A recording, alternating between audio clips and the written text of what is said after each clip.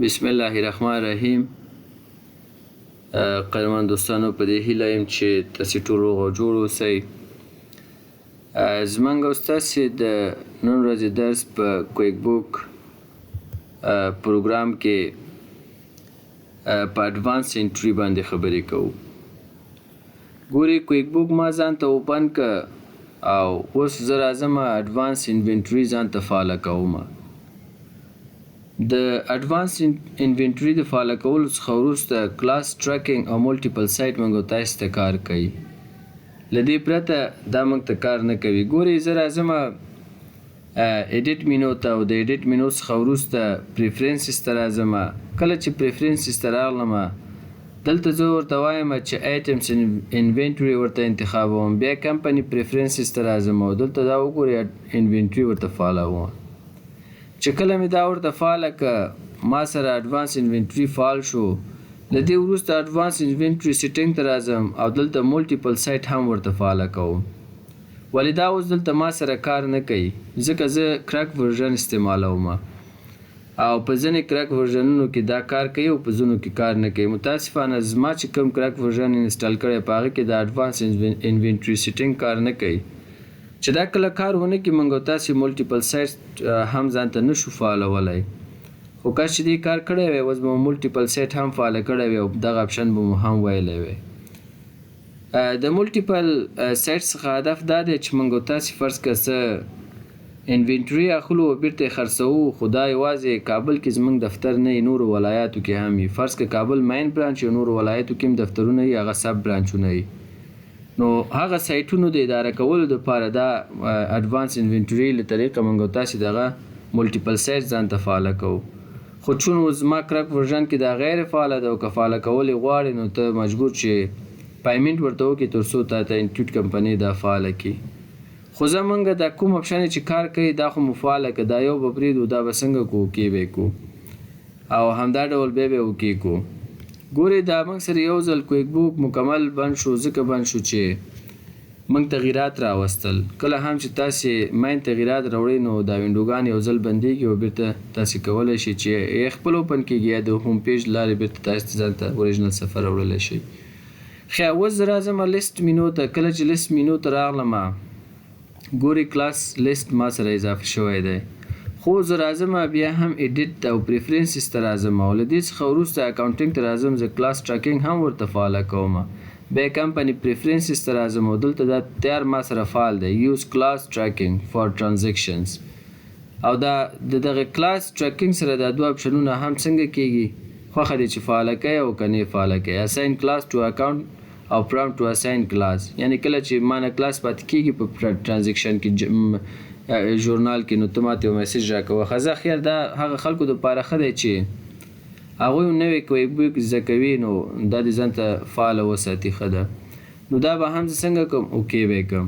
اوس تاسې راشئ لیست مینو کې وګورئ، ما سره ملټیپل سایټ نه دی فعاله شوی. ایټم لیست ما سره شته خو ملټیپل سایټ ما سره نشته. کلاس لیست ما سره شته خو ملټیپل سایټ نشته. ولې نشته؟ ځکه چې هلته خو اپشن موږ سره کار نه کوي. زموږ کرک ورژن کې هغه غیر فعاله ده.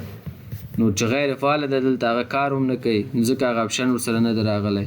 دا کلاس لیست ځکه راغی چې دا خو موږ فعاله که. ګورئ، زه ایډیټ مینو ته راځم، پریفرنسز ته راځم او بیا اکاونټینګ ته راځم، کمپنی پریفرنسز ته راځم او کلاس ټریکینګ ورته اف کوم او بیا څنګه کوم؟ اوکې کوم. تاسې راشئ اوس لیست کې وګورئ، موږ سره اوس کلاس لیست شته؟ نشته ده. هغه هم موږ سره له منځه لاړ، ځکه هغه هم موږ غیر فعال که. نه، زه ورته وایم چې زه په خپل دغه کمپنۍ کې کلاس ټریکینګ کوم. نو ته بیرته راشئ ایډیټ ته، پریفرنسز ته، اکاونټینګ ته، کمپنی پریفرنس ته، کلاس ورته چیک که او اوکې که. اوس راشئ تاسې لیست مینو کې وګورئ، ګورئ کلاس لیست موږ ته راغی. زه اوس پریکټیکل څو ټرانزیکشنونه هم تاسې ته په کلاس کې ریکارډ کوم تر څو ستاسې سر په دغه موضوع باندې خلاص شي. په اډوانس انوینټري کې چې دی، موږ تاسې دوه کاره کولی شو. صحیح دی، اډوانس انوینټري کې زه به دلته تاسو ته ولیکم چې اډوانس انوینټري. صحیح دی، په دې کې موږ تاسو څو کاره کولی شو چې کله یې ځان ته فعاله کړو.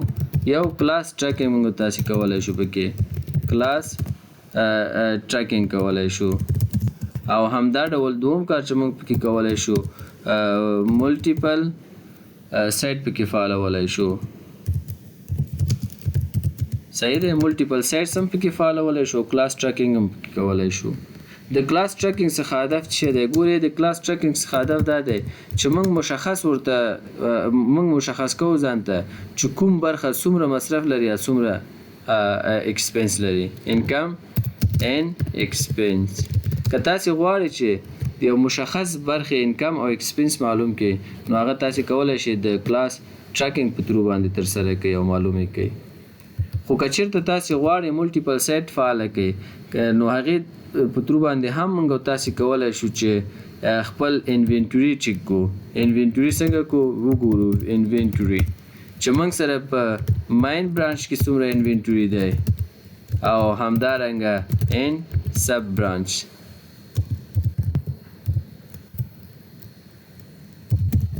صحیح دی. یعنې مین برانچ کې موږ سره څومره انوینټوري دی او همدا ډول په سب برانچز کې موږ سره څومره انوینټوري ده.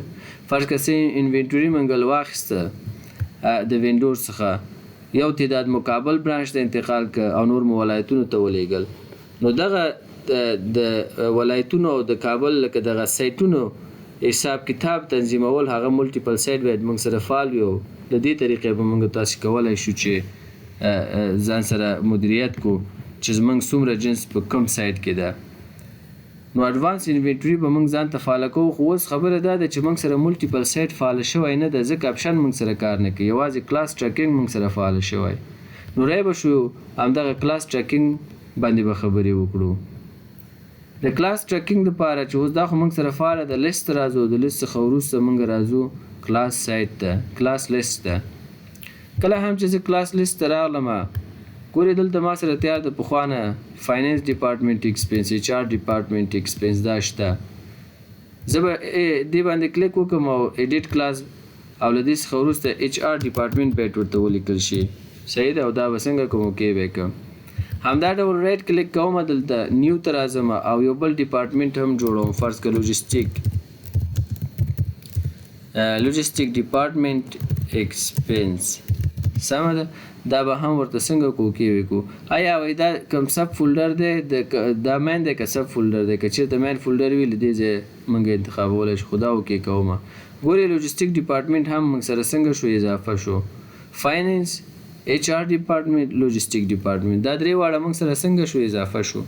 که چېرته تاسې څومره کلاس ولرئ یا د څومره کلاسونو غواړئ چې مشخص انکم او ایکسپنس معلوم کړئ فقط تاسې راشئ دلته رایټ کلیک وکړئ نیو ته راشئ او هغه کلاس نوم ورته ولیکئ. فرض که زه ورته لیکم چې پروکیورمنټ. صحیح دی. پروکیورمنټ ډپارټمنټ ایکسپنس یو مثال دی. اوکې به یې کړم. ګورئ دا هم ما سره څنګه شو اضافه شو. خیر څومره کلاسونه چې تاسې غواړئ چې انکم او ایکسپنس یې معلوم کړئ دلته یې ورته لیکئ. نو زه دا بیرته کلوز کوم ځکه ما خو ځان ته کلاسونه مشخص کړل. اوس راځم زه کمپني ته او د دې څخه وروسته بیا راځم میک جنرال جورنال انټري ته. زه ورته وایم چې زموږ په همدغه افغانۍ باندې یعنې هوم کرنسي افغانۍ د ټرانزیکشن په افغانۍ ورته لیکو. په همدغه 9 تاریخ به ورته ولیکم موږ یو ایکسپنس وکړه. صحیح ده. خو دا ایکسپنس موږ د څه شي نه وکړه؟ راځو خپل ایکسپنس اکاونټونه ګورو. فرض که موږ یو ایکسپنس وکړه د ټلیفون ایکسپنس موږ وکړه یا ټریول ایکسپنس موږ وکړه. ټریول ایکسپنس موږ څو فرض که لیکم چې 10,000 افغانۍ موږ ټریول ایکسپنس وکړه او دا پیسې موږ ورکړلې د مایوان بانک اکاونټ څخه او دلته ورته میمو کې هم زه لیکم چې 10,000 افغانۍ paid for travel expense. سمه ده. دا مې ورته ولیکو. دا به له دې ځایه کاپي کړم او کنټرول سی به یې کړم او دلته به یې هم کنټرول وی کړم. خو دا 10,000 افغانۍ چې ما مصرف کړی اوس ورته کلاس مشخص کوم چې دا ما کوم کلاس ته مصرف کړی. دلته راځم ګورې مخکې موږ سره دلته کلاس په نوم باندې کوم کالم نو چون ما اوس هغه ځان سره اکټیو کړی دلته کلاس هم راغی. چې کله زه په کلاس کلیک وکړم او دلته راشم ګورې کم کلاسونه چې ما ځان سره هلته اډ کړي ټول دلته ما سره راغلي. که کوم بل کلاس نه وی دلته اډ کول غواړې اډ نیو باندې کلیک وکړه له دې ځایه هم راسره مستقیما اډ کولی شي. خو زه ورته نور کلاسونه نه اډ کوم. زما همدغه کلاسونه دي او بس. دغه 10,000 افغانۍ چې ما مصرف کړی دی دا لوجستیک ډپارټمنټ ته ما مصرف کړی دی. ټریول ایکسپنس لوجستیک ډپارټمنټ ته ما 10,000 افغانۍ مصرف کړی. لاندې راځم دا هم ورته انتخابوم او ورته وایم بل یو لوجستیک ډپارټمنټ ته دغه ایکسپنس موږ کړی او سیو انکلوز کوم ګورې ټرانزیکشن ما سره ریکارډ شو بیا هم زه راځم دوم ټرانزیکشن اخلم کمپنی ته راځم او میک جنرال ژورنال انټري ته راځم بل ټرانزیکشن زه داسې ریکارډ کوم چې فرض که زما سره په همدغه تاریخ باندې په 28 تاریخ کې بل ایکسپنس هم موږ وکړه او راځم خپل دلته چارټ اف اکاونټس کې خپل ایکسپنس اکاونټونه ګورم فرض که بل ایکسپنس موږ انشورنس ایکسپنس وکړه څومره مو وکړه فرض که 100,000 افغانۍ موږ انشورنس ایکسپنس وکړه او دا پیسې موږ د میوند بانک نه ورکړلې دلته ورته میمو تاسې ولیکئ او زه ورته نه لیکم چې وخت زموږ ضایع نه شي بیا راځم ورته وایم دغه 100,000 افغانۍ موږ چې انشورنس ایکسپنس کړی دی دا موږ د کوم ډپارټمنټ دپاره وکړه فرض که زه وایم چې یاره دا موږ د پریکیورمنټ ډپارټمنټ دپاره وکړه او دا څنګه کوم سیو انکلوز کوم چې کله سیو انکلوز کوم ماته دا میسج راځي دا میسج کې ماته وایي ګوره تا یو ځای کې کلاس انتخاب کړه بل ځای کې د انتخاب نه کړه که زه اوس راشم دلته کلیک وکړم او دلته هم ورته پریکیورمنټ ډپارټمنټ انتخاب کړم دواړه صحیح شو سیو انکلوز ګورې اوس موږ سره دغه ټرانزیکشن هم څنګه شو ریکارډ شو فرض که په دغه ډول موږ تاسې انکم او ایکسپنس ډېر زیات ریکارډونه کړي دي او زموږ څخه غوښتنه داسې کېږي چې زموږ مصارف په دې ډول باندې باید ترتیب کړو چې د هر کلاس مصرف او عاید موږ ته مشخص شي نو تاسې به راشئ چېرته ریپورټ ته او د ریپورټ څخه وروسته کمپني ان فاینانشل ته او پرافټ ان لاس سټنډرډ ته به تاسې راشئ چې کله هم دلته راغلو ګورې ما سره دغه پرافټ ان لاس انکم او ایکسپنس ټول مکمل گزارش دلته شته خو زه ورته وایم د نور سره زما کار نشته دغه ټرانزیکشنونه چې ما د 28 تاریخ ریکارډ کړ نو دا هم دلته ورته 28 انتخابوم یوازې د دغه تاریخ ماته کسټم شکل باندې پکار دی ګورې یوازې د 28 تاریخ انکم او ایکسپنس یې ماته راکړه ماته وایي په دغه تاریخ کې چې دی تا سیلز کړی ده صحیح دی 100,000 افغانۍ له مخکې نه دا ټرانزیکشن ځکه موږ ته ښایي بیا هم موږ سره سیلز دی خو نه زه ورته وایم ایکسپنس ماته وښایه رای به شو ګورې دلته ایکسپنس ته انشورنس ایکسپنس 100,000 افغانۍ موږ درلود صحیح ده او ټریول ایکسپنس موږ 10,000 افغانۍ درلود خو خبره دا ده زه غواړم پر دې باندې پوه شم چې دغه انشورنس ایکسپنس موږ 100,000 افغانۍ کوم ډپارټمنټ ته کړی ده او همدا ډول ټریول ایکسپنس موږ کوم ډپارټمنټ ته کړی نو زه چې په دې ډول گزارش غواړم زه راځم کسټمایز ریپورټ ته او د دې څخه وروسته زه فلټرز ته راځم کله چې فلټرز ته راغلم زه کلاس ورته انتخابوم او په کلاس کې به ورته وایم چې ملټیپل کلاسز په ملټیپل کلاس کې زه ورته وایم یوازې دغه د پریکیورمنټ ډپارټمنټ ایکسپنس ماته وښایه او دا اوکې کوم او بیا اوکې کوم تاسې راشئ وګورئ اوس موږ تاسې سره یوازې دلته ایکسپنس شو که انشورنس ایکسپنس چې دی موږ تاسې د پریکیورمنټ ډپارټمنټ ته 100,000 افغانۍ ورکړي دي ګورئ موږ مشخص کړه که نه زه ورته وایم صحیح دی دغه 100,000 افغانۍ خو موږ انشورنس ایکسپنس ورکړی دی او دغه ډپارټمنټ مو هم ورته مشخص کړي چې پریکیورمنټ ډپارټمنټ دی همدا ډول راځم زه د بل ډپارټمنټ مصرف مشخص کوم بیا هم زه څه کوم کسټمایز ریپورټ ته راځم او فلټرز ته راځم او د فلټرز څخه وروسته کلاس ته راځم د کلاس څخه وروسته زه ورته وایم آل کلاسز ماته مه شو کوه ماته ملټیپل کلاسز کې یوازې د لوجستیک ډپارټمنټ ایکسپنس راته شو کړه دا چیک به ورته آف کړو یوازې لوجستیک به ورته پرېږدو ګورې د لوجستیک ډپارټمنټ ایکسپنس موږ سره څومره دی دا اوکې کوم او بیا اوکې کوم ګورې موږ سره ټریول ایکسپنس لري لوجستیک ډپارټمنټ 10,000 افغانۍ دی دا موږ په دې طریقه ځان ته مشخص کولی شو همدا ډول که چېرته انکم اوسېږي انکم هم موږ تاسې په دغه طریقه مشخص کولی شو چې د کم کلاس نه موږ ته څومره عاید شوی دی ګورې زه به راشم لیست مینو ته او د لیست مینو څخه وروسته به زه راشم فرض که کلاس لیست ته او دلته زه یو څه کلاسونه نور هم اډ کوم نیو ته راځم او د نیو څخه وروسته زه ورته وایم چې کابل سیلز انکم صحیح دی د کابل سیلز نه څومره انکم موږ ته راغلی اوکې دا ما سره څنګه شو بل کلاس هم اضافه شو بیا هم نیو ته راځم او بیا ورته وایم چې ننګرهار سیلز انکم سمه ده او دا هم ورته څنګه کومه اوکې کومه دوه کلاسونه نور هم ما سره څنګه شو اضافه شو له دې وروسته زه راځم کمپنۍ مینو ته او میک جنرال ژورنال انټري ته راځم او زه وایم چې په همدغه 28 تاریخ 28 نه دا به 28 تاریخ کو په 20م تاریخ کې چې دی موږ سره انکم شوی ده. دلته راځم خپل او دا انکم پیسې چې دی موږ سره کیش اکاونټ ته راغلی دي. څومره راغلی دي؟ زه ورته وایم موږ سره 13000 افغانۍ انکم شوی دی. خو دا انکم د څه نه شوی دی؟ تاسې ورته راځئ انکم اکاونټونه خو موږ چارټ اف اکاونټس کې ځان ته له مخکې نه جوړ کړي، دا زموږ انکم اکاونټونه دي. زه ورته وایم شپینګ اینډ ډیلیوري انکم، یا ورته وایو چې آنلاین ټریننګ سیلز هارډویر ورته انتخابو. ګورې 13000 افغانۍ موږ سره کیش اکاونټ ته راغلی دی او دا د سیلز هارډویر نه راغلی. راځو دلته کلاس هم ورته مشخص کوو چې فرض کړه د کم کلاس نه دا پیسې کم کلاس ته راغلی. زه ورته وایم کابل سیلز انکم ته دا راغلی دي. همدا ډول دلته هم راځم ورته وایم کابل سیلز انکم ورته انتخابوم او سیو ان کلوز کوم. یو ټرانزیکشن ما سره شو، بیا هم کمپنۍ مینو ته راځم او ژورنال ته راځم. زه ورته وایم په همدغه 20م تاریخ کې چې دی بیا موږ انکم کړی دی او دا هم موږ سره راغلی چېرته میوان بانک اکاونټ ته راغلی 100 روپۍ راغلی. زه ورته وایم 10000 افغانۍ انکم راغلی دی موږ سره.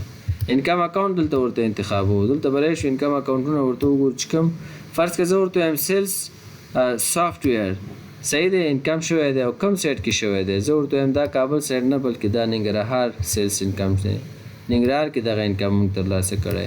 نو دا هم څنګه کوم؟ ننګرهار انکم ورته انتخابوم سیو ان کلوز. ګورې دواړه ټرانزیکشنونه ما څنګه که ځان سره ثبت کړلو. اوس زه غواړم دا معلوم کړم چې ننګرهار کې موږ سره د سیلز نه څومره انکم شوی او کابل کې د سیلز نه موږ سره څومره انکم شوی. دا اوس د کلاس په تروزو معلومولی شم. زه به راشم ریپورټس ته، کمپنی فاینانشل ته او پرافټ ان لاس ته اندر ته. کله چې دلته راغلم زه ورته وایم یوازې د 20م تاریخ ماته شو، که نورو سره زما کار نشته. فرام 20م یا دلته به هم 20م ولیکو ورته. صحیح دی؟ دا ما سره کسټمایز شو که نه. ما ته وایي چې انکم آنلاین ټریننګ نه 1,50,000 انکم. دا پخواني حسابونه دي، دا پخواني حساب دی، هغې سره زموږ کار نشته. لکه په دغه تاریخ پخوا موږ ټرانزیکشنونه کړي دي هغه پیسې دلته موږ ته ښیي. نه سیلز هارډویر نه 13000 افغانۍ ګورې موږ ته راغلی. سیلز سافټویر نه موږ سره هم راغلی 40,000 افغانۍ، اگر چې دا پخواني دي. زه ورته وایم زما نورو سره کار نشته، ته ما ته انکم معلوم کړه. خو دلته راځم کسټمایز ریپورټ ته او له هغې څخه وروسته فلټر ته راځم. ورته وایم د کلاس په اساس زه غواړم دا وګورم او دلته راځم آل کلاس ورته نه ملټیپل کلاس ورته انتخابوم او په ملټیپل کلاس کې ورته وایم چې یوازې د کابل سیلز انکم ماته شو که اوکې کوم او بیا یې څنګه کوم اوکې کوم. ګورې انکم سیلز هارډویر کابل 13000 افغانۍ. هلته خو موږ ځان ته مشخص کړو، موږ خو پوه شو چې د کابل یوازې معلومو. د کابل سیلز چې دی موږ سره 13000 افغانۍ دي. نه یاره زه د ننګرهار سیلز ځان ته معلومول غواړم. خو راشه کسټمایز ریپورټ ته فلټر ته راشه او د هغې څخه وروسته کلاس ورته انتخاب کړه. د کلاس په اساس زه غواړم فلټر وکړم او ملټیپل کلاسز زه بیا هم انتخابوم. ورته وایم دا ځل د کابل نه د ننګرهار سیلز انکم راته وښیه. کابل ورته چک اف کوم او بیا څنګه کوم اوکې کوم او بیا هم اوکې کوم. تاسې وګورئ پرافټ ان لاس کې هغه 10000 راغی 10000 ته. دا د ننګرهار سیلز سافټویر چې موږ کړی 10000 افغانۍ موږ عاید کړی دی. نو په دغه طریقه باندې موږ تاسې کولی شو چې لیست ته راشو او همدا ډول کلاس لیست ځان سره اضافه کړو چې څومره کلاسونه موږ لرو او له هر کلاس نه څومره عاید موږ ترلاسه کوو او څومره ایکسپنس موږ پې کوو. یعنې موږ تاسې د مختلفو لارو څخه په مختلفو ځایونو کې کولی شو چې دغه کلاس څخه استفاده وکړو چې انکم او ایکسپنس د هر بخش معلوم او مشخص وي چې موږ په کوم بخش کې څومره مصرف کړی دی، په کوم ډپارټمنټ مې څومره مصرف کړی، په کوم سایټ کې مې څومره مصرف کړی او همدا ډول څومره انکم مو ترې نه کړی. نو دا کلاس ټریکینګ موږ تاسې کولی شو چې په دغه طریقه باندې کویک بک پروګرام کې وکړو. ملټیپل سایټس موږ تاسې سره پاتې شو. انشاءالله راتلونکي درس کې څومره کار چې کېږي هغه پکې کوو.